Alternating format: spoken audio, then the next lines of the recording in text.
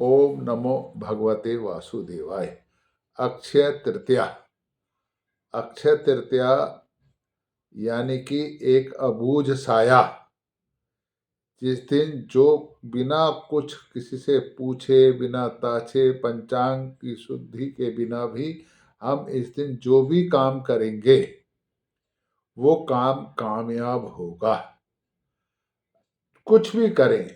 और जब इतनी बड़ी तिथि है तो एक काम तो पहला ये कर सकते हैं कि जो भी हमने गलतियां की हैं उन गलतियों के लिए अपने पूर्वजों से, बुजुर्गों से माफी मांग लें। तो जब भगवान इस दिन खुश होते हैं और प्रसन्न होकर आशीर्वाद देते हैं। और इस बार 19 तारीख को है, हालांकि तृतीया 20 तारीख को है, लेकिन क्योंकि वो 3 घड़ी से कम है इसलिए 19 को ही तृतीया मनाई जाएगी।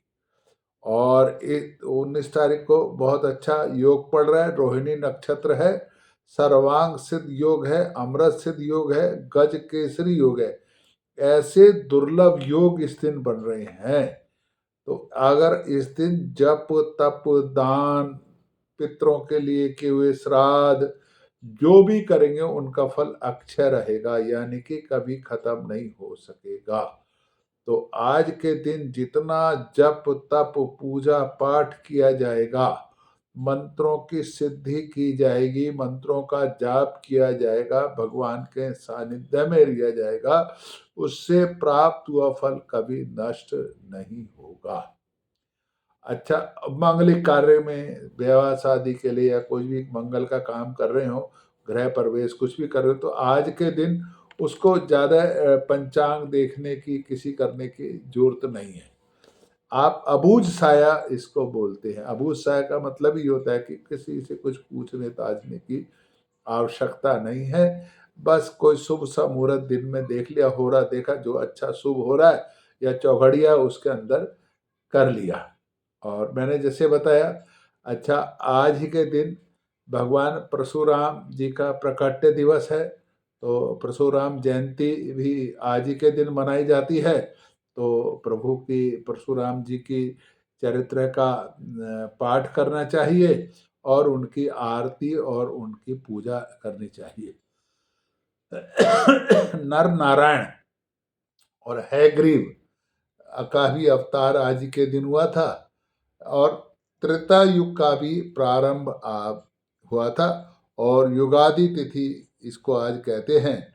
और दरिद्र सुदामा जब भगवान कृष्ण के घर गए तो, और जब उन्होंने तंदुल चावल खाने को दिए, तो आज ही के दिन सुदामा को अनंत ऐश्वर्य भी भगवान ने दिया था।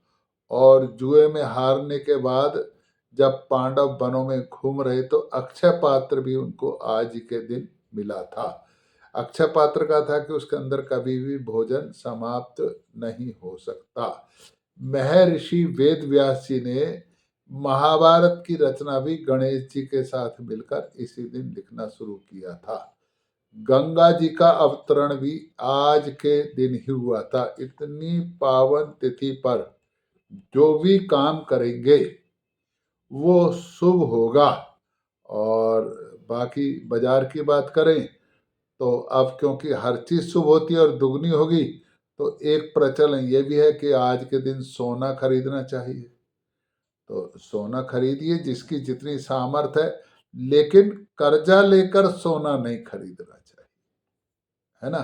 कोई भी त्योहार, कोई भी पर्व, कोई भी उत्सव, कोई ब्याह शादी, तो प्रयास करना चाहिए अपनी सामर्थ्य के अनुसार करना चाहिए। देखो, अगर आज के दिन कर्जा लोगे तो कर्जा भी तो अक्षय हो जाएगा ना जी। ये काली थोड़े ना पुण्य पुण्य अक्षय होंगे, पाप करेंगे तो वो भी अक्षय होंगे, आप समझो, है ना। तो आज के दिन कर्जा नहीं लेना है, आज के दिन कोई पाप नहीं करना है, कोई फरेब नहीं करना है, तो उनका भी फल दुगना हो जाएगा। खाली उसी का ही नहीं है कि पुण्य करोगे उसके दुगना होगा, पाप करोगे तो भी हो। कहते हैं ना कि तीर्थ स्थान पर किए हुए शुभ कर्मों का फल 1000 गुना होता है, लेकिन तीर्थ स्थान पर किए गए पापों का फल भी तो 1000 गुना हो जाता है। तो तीर्थ स्थान पर गंभीरता के साथ और कल का दिन ऐसा है कि उसको बड़े गंभीरता के साथ लेना है। जो भी करेंगे उसका फल अक्षय रहेगा। आप पाप करें या पुण्य करें ये आप पर निर्भर करेगा। सवेरे उठकर माता विष्णु लक्ष्मी की और विष्णु जी की आराधना करनी चाहिए। और आप एक श्लोक भी पढ़ सकते हैं, शांताकारं भुजंगशयनं या महालक्ष्मी नमस्तुभ्यम, ये दो मंत्र का भी उच्चारण कर सकते हैं। और कुछ ना हो तो ओम नमो भगवते वासुदेवाय, ओम नमो भगवते वासुदेवाय। अच्छा, घर में अगर नकारात्मक ऊर्जा है तो थोड़ा सा नमक खरीद कर बाजार से ले आएं और उसको घर के अंदर कहीं कोने पर रख दें, तो वो नमक जो है घर के अंदर की नकारात्मक ऊर्जा अपने अंदर समा जाएगा। ये भी आज के दिन करने का एक उपाय है। अगर आप व्यापारी हैं और तिजोरी है तो कुछ चांदी के सिक्कों पर हल्दी लगाकर आप उसके अंदर रख सकते हैं, तो इससे आपके कुल में बरकत होगी। और नया नमक तो मैंने बताया है। और 11 कोड़ी हल्दी से पीला रंगा हुआ कपड़ा, 11 कोड़ी ले लें और एक कपड़े को हल्दी से, पीला कपड़ा नहीं, सफ़ेद कपड़ा जिसको हल्दी से पीला किया गया हो, मतलब हल्दी भिगो के उसके अंदर कपड़े को डाल दे तो उसका रंग पीला हो जाएगा। तो उसको सुखा के उसके अंदर 11 कोड़ी बांध कर और उसको भी तिजोरी के अंदर या पूजा के आले में रख दे, तो इससे भी घर में सुख समृद्धि आएगी। बाकी भगवान विष्णु लक्ष्मी जी की आराधना तो आज मैंने बताई है। लक्ष्मी जी की आरती और भगवान विष्णु जी की आरती या लक्ष्मी नारायण जी की आरती करनी चाहिए। आज के दिन भगवान विष्णु की पूजा का बहुत विधान है। और अगर कुछ ना हो तो जैसे मैंने पहले बताया कि ओम नमो भगवते वासुदेवाय का जाप करना चाहिए। और अगर सोना नहीं खरीद सकते, चांदी नहीं खरीद सकते, तो हल्दी खरीद के, धनिया खरीद के ले आओ। थोड़ा सा सूखा धनिया होता है वो भी तो है, तो धनिया खरीद लो, थोड़ा सा, थोड़ी सी हल्दी खरीद लो, तो वो भी आपको देखो बरकत देगा। तो अगर भाव सही रहेंगे तो इस वर्ष हल्दी करोगे तो अगली बार सोना भी खरीद लोगे। तो आपको सबको अक्षय तृतीया की मंगल शुभकामनाएं। भगवान विष्णु आप पर अपना आशीर्वाद बनाए रखें। लक्ष्मी मैया आप पर अपनी कृपा बनाएं और आपके जो भी रुके हुए काम है वो सब पूरे हों।